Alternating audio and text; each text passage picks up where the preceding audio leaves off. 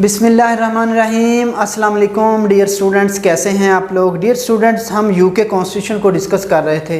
UK constitution में आज हम सोर्सेज ऑफ यूके और इंग्लिश कॉन्स्टिट्यूशन जो है वो डिस्कस करेंगे।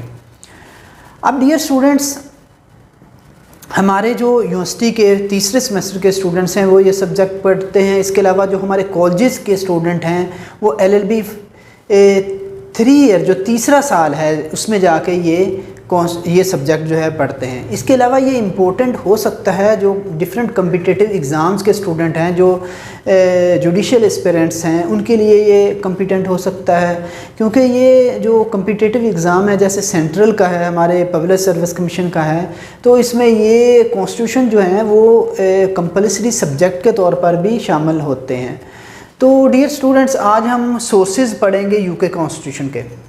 डियर स्टूडेंट्स, यहाँ पर सबसे पहले मैं आपको ये बताता चलूँ कि किसी भी मुल्क का, किसी भी स्टेट का जो कॉन्स्टिट्यूशन है उसको बनाने में जो सोर्सेज, जो एलिमेंट्स अपना रोल प्ले करते हैं, उसमें डिफरेंट एलिमेंट्स हैं, जैसे कि लेजिस्लेशन है, इसके बाद वहाँ के जो जूरिस्ट हैं उनके व्यूज़ हैं, इसके अलावा जुडिशियल डिसीजंस हैं, इसके अलावा कन्वेंशंस हैं, जैसे यूके कॉन्स्टिट्यूशन में कन्वेंशन एक अहम रोल प्ले करता है। इसके बाद कॉन्स्टिट्यूशनल लैंडमार्क है, फिर स्टैचूज़ हैं।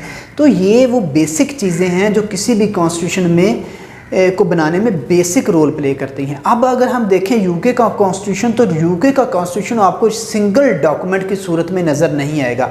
ये एक बड़ा हसीन इम्तजाज है, एक खूबसूरत कंपोजिशन है डिफरेंट एक्ट्स की, ट्रेडिशंस की, कन्वेंशंस की, कन्वेंशनल लॉ की और जुडिशियल डिसीजंस की। ठीक है, तो ये सारी चीज़ें मिलकर ये हमारा यूके का कॉन्स्टिट्यूशन बनता है। लास्ट लेक्चर में भी मैंने आपको बताया था कि यूके का जो कॉन्स्टिट्यूशन है इसने एक एवोल्यूशनरी ग्रोथ, एक पीरियड, एक लंबा पीरियड तय किया है जिसमें इसकी जो नोक पलक हुई है इसको संवारा गया है, इसको बनाया गया है। ठीक है, तो चले हम डिस्कस करते हैं जो यूके कॉन्स्टिट्यूशन के सोर्सेज हैं। इसमें जो बेसिक सोर्स हैं वो मैं आज आपसे डिस्कस करूंगा। इसमें सबसे पहले तो लेजिस्लेशन है, ठीक है। इसके बाद कॉन्स्टिट्यूशन कुछ लैंडमार्क्स हैं, वो क्या क्या हैं वो अभी मैं आपको बताता हूँ। इसके बाद स्टैचूज़ हैं, फिर कॉमन लॉ भी बहुत अहम रोल प्ले करता है, और इसके बाद कन्वेंशंस हैं, फिर जुडिशियल डिसीजंस हैं और ओपिनियन ऑफ जूरिस्ट हैं। ठीक है डियर स्टूडेंट्स, इसमें हम सबसे पहले अगर लेजिस्लेशन को देखें, लेजिस्लेशन मींस कानून साजी है। लेजिस्लेशन बेसिकली 2 टाइप्स की होती है, सुप्रीम लेजिस्लेशन और सबऑर्डिनेट लेजिस्लेशन या डेलीगेटेड लेजिस्लेशन।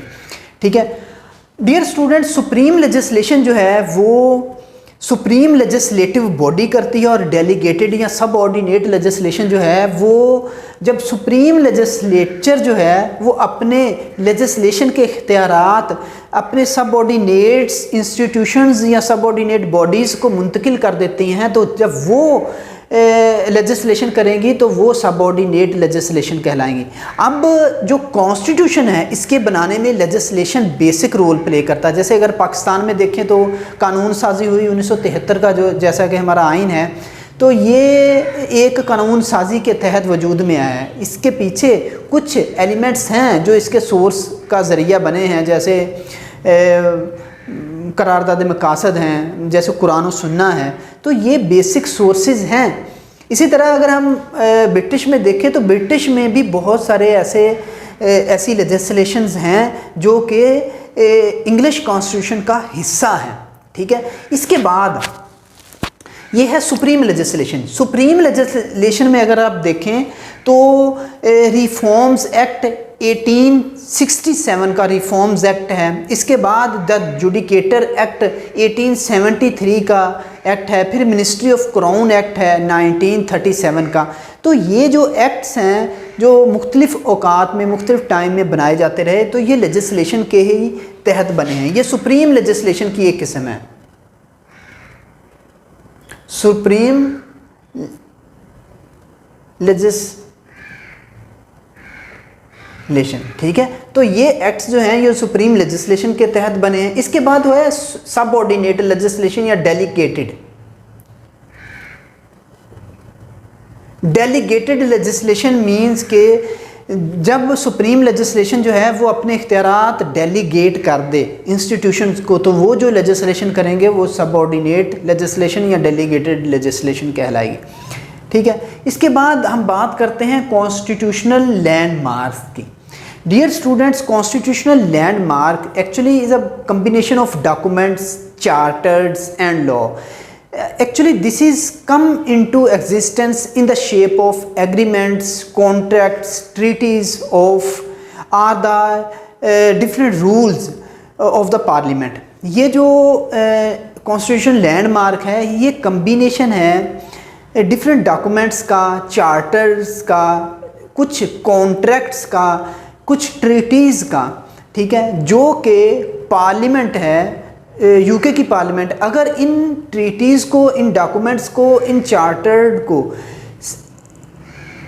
रिकग्नाइज कर दे तो ये चार्टर्ड जो हैं, ये कॉन्ट्रैक्ट्स जो हैं, ये ट्रीटीज़ जो हैं, ये लॉ बन जाते हैं। ठीक है, तो इसमें अगर मैं आपको इलस्ट्रेशन दूं, मिसाल दूं, तो सबसे पहले मैग्ना कार्टा है।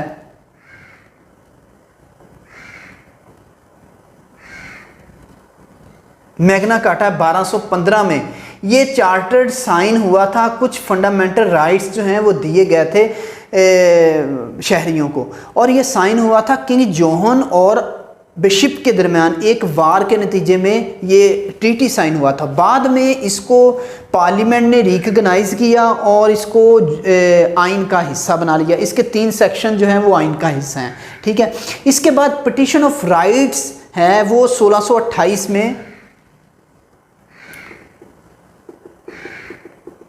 पिटीशन ऑफ 1628 में, ये भी कुछ फंडामेंटल राइट्स के रिलेटेड है।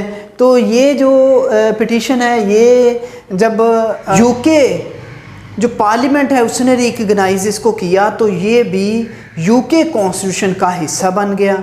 ठीक है, इसके बाद dear students act of settlement है 1701 का, इसके बाद बिल ऑफ राइट्स है 1789 के, इसके बाद पार्लियामेंट एक्ट है 1911 का।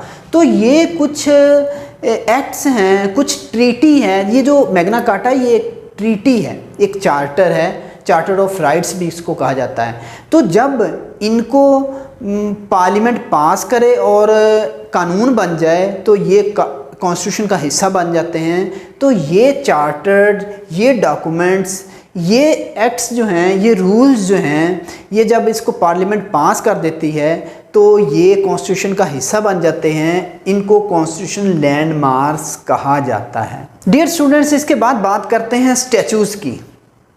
स्टैचूज़ जो हैं ये भी बेसिक रोल प्ले करते हैं यूके कॉन्स्टिट्यूशन के सोर्सेज में। ये भी बेसिक सोर्स हैं, तीसरा बड़ा सोर्स है यूके कॉन्स्टिट्यूशन का।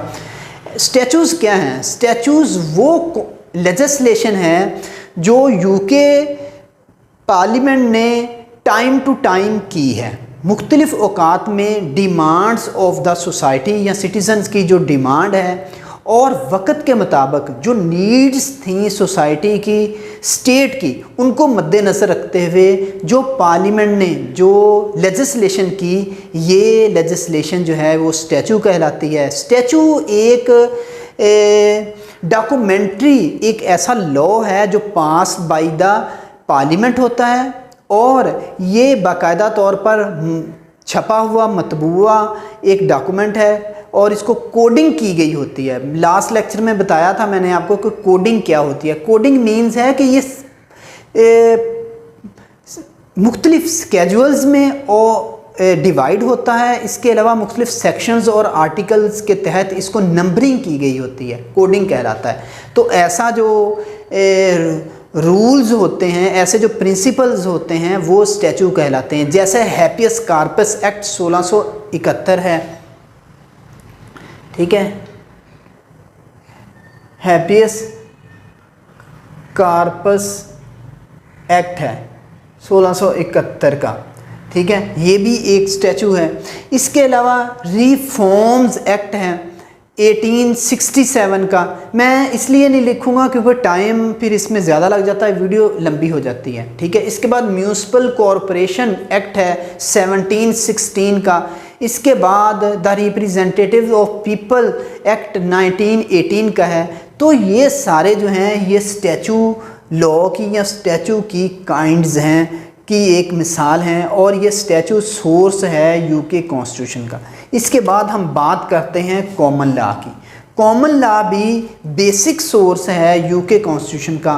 कॉमन लॉ को अगर हम डिफ़ाइन करें तो ये एक ऐसी प्रोडक्ट है, एक ऐसा लॉ है जो एक स्लोली प्रोसेस के ज़रिए से एक लॉन्ग हिस्टोरिकल ग्रोथ में से गुजर कर आया हो, और ये बेस करता है कस्टम्स और ट्रेडिशंस पर। ठीक है, ऐसे कस्टम्स और ट्रेडिशन जो स्लोली प्रोसेस के साथ जिन्होंने एक बतदरीज अमल के तहत वो डेवलप हुए हों, और पार्लियामेंट जो है अगर उनको पास कर दे तो वो जो लॉ है वो कॉमन लॉ ऑफ सोसाइटी कहलाता है।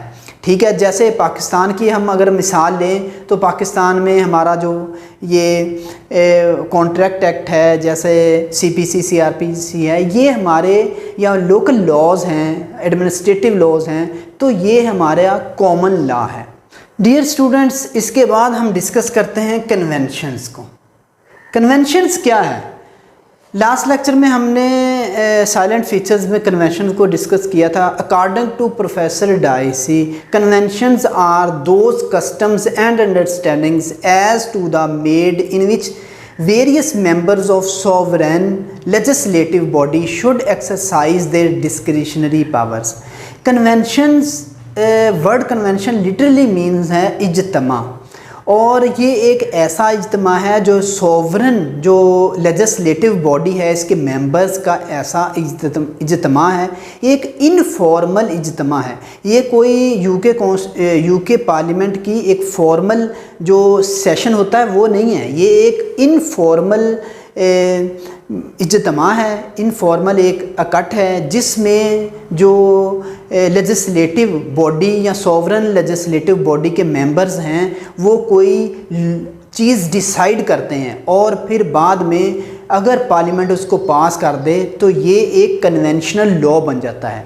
और कोर्ट्स जो हैं इस जो कन्वेंशनल लॉ है उनके लिए बाइंडिंग नहीं है कि वो इसको इन्फोर्स करवाएं, लेकिन जब वो पास हो जाता है तो वो इसको इन्फोर्स करवाती हैं, कॉन्स्टिट्यूशन इसको रिकॉग्नाइज कर देता है, तो ये कन्वेंशनल लॉ बन जाता है। ठीक है, अब डियर स्टूडेंट्स, जो ब्रिटिश पार्लियामेंट है इसके सेशंस, इसके दोनों ऐवानों के जितने भी सेशंस हैं, इसकी कार्रवाई का सारा तरीकाकार कन्वेंशन लॉ पर मबनी है। ठीक है, इसके बाद अभी जैसे मैंने आपको बताया था पिटीशन ऑफ राइट्स एक्ट, और ये जो डिफरेंट एक्ट्स हैं ये भी कन्वेंशंस के ही नतीजे में बने और बाद में इनको पार्लियामेंट ने पास कर दिया। इसके बाद अब जो सबसे बड़ी बात, जो ब्रिटिश प्राइम मिनिस्टर है इसके इलेक्शन का जो प्रोसीजर है, वो तरीकाकार है, वो कन्वेंशनल लॉ ही है, वो कन्वेंशंस के नतीजे में वजूद में आया और वही रीत वही रिवाज आगे चलते रहे और वो कन्वेंशनल लॉ बन गया। ठीक है, उम्मीद है आपको समझ आ गई होगी। इसके बाद हम बात करते हैं जुडिशल डिसीजंस की। अब डियर स्टूडेंट्स, ये एक बड़ा सोर्स है किसी भी कॉन्स्टिट्यूशन का। आप दुनिया के किसी भी कॉन्स्टिट्यूशन में को देख ले, वहाँ पर जो एक कॉन्स्टिट्यूशनल हिस्ट्री है अगर हम उस मुल्क की देखें तो उसमें बहुत सारे ऐसी अमेंडमेंट्स आइन में तरामीम, बल्कि आइन का बहुत बड़ा ऐसा हिस्सा वो जुडिशल डिसीजंस की वजह से ही वजूद में आता है। इसी तरह अगर हम पाकिस्तान में देखें तो पाकिस्तान की अगर कॉन्स्टिट्यूशनल हिस्ट्री को देखें तो 1947 से लेकर अब तक बहुत सारे ऐसे लैंडमार्क केसेस हैं जिन्होंने हमारे कॉन्स्टिट्यूशन को इंस्पायर किया है और उसकी वजह से मुख्तलिफ तरमीम हुई हैं। जैसे कि शुरू से ही मौलवी तमीज़ुद्दीन का केस था, इसके बाद दोसू केस था, आसमा जलानी का केस था। इस तरह बहुत सारे केसेस हैं जिसने हमारे कॉन्स्टिट्यूशन में की जो उसको अमेंडमेंट्स हैं उसमें बेसिक रोल प्ले किया है। इसी तरह जो ब्रिटिश कॉन्स्टिट्यूशन है इसमें भी जुडिशल डिसीजन जो हैं वो बेसिक रोल प्ले करते रहे हैं, इसके सोर्स का बेसिक हिस्सा है। इसमें मैं एक दो केसेस आपके साथ डिस्कस करता हूं। सबसे पहले तो एक केस है attorney general versus De Keyser's Royal Hotel है।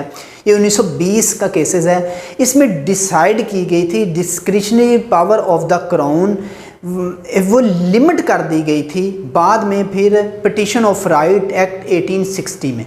ठीक है, इस केस के नतीजे में ये सारा कुछ मुमकिन हुआ था और फिर पिटिशन ऑफ राइट एक्ट जो है 1860 का वो बनाया गया था।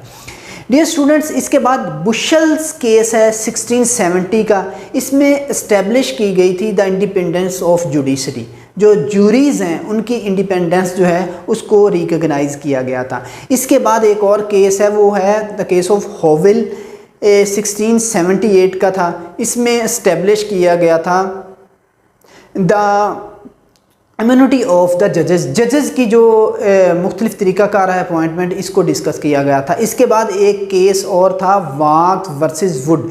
इसमें जो है वो protection and liberty of writers and authors, ये जो पब्लिकेशन जो इनको प्रोटेक्शन दी गई, इनको लिबर्टी दी गई, वो इस केस की मरहून मिन्नत था। ठीक है, तो हम कह सकते हैं कि ब्रिटिश जो कॉन्स्टिट्यूशनल ग्रोथ है इसमें जुडिशल डिसीजंस भी अहम रोल प्ले करते रहे हैं। डियर स्टूडेंट्स, इसके बाद ओपिनियन ऑफ जूरिस्ट है। ओपिनियन और जूरिस्ट में मुख्तलिफ जो ब्रिटिश या लैटिन जूरिस्ट हैं उनकी आरा को बुनियादी अहमियत हासिल है, जैसा कि ऑस्टन है, Austin law and the customs of the constitution. Austin law से बहुत सारा ऐसा कस्टमरी लॉ है वो ब्रिटिश कॉन्स्टिट्यूशन का हिस्सा बना। इसके बाद डाइसी लॉ ऑफ कॉन्स्टिट्यूशन है। इसके बाद लॉर्ड हसबरे कमेंट्री है ऑन द यूके कॉन्स्टिट्यूशन, उन्होंने यूके कॉन्स्टिट्यूशन पर कमेंट्री की थी। मतलब कि जो जूरिस्ट व्यूज़ हैं ये भी इंस्पायर करते रहे हैं यूके कॉन्स्टिट्यूशन को। ठीक है, तो डियर स्टूडेंट्स, आज हमने ये कुछ बेसिक सोर्सेज डिस्कस किए हैं यूके कॉन्स्टिट्यूशन के। उम्मीद है समझ आ गई होगी। इसके रिलेटेड अगर कोई क्वेश्चन हो तो आप कमेंट बॉक्स में मुझसे डिस्कस कर सकते हैं। अपना बहुत सारा ख्याल रखिएगा, दुआओं में याद रखिएगा। अल्लाह हाफिज़।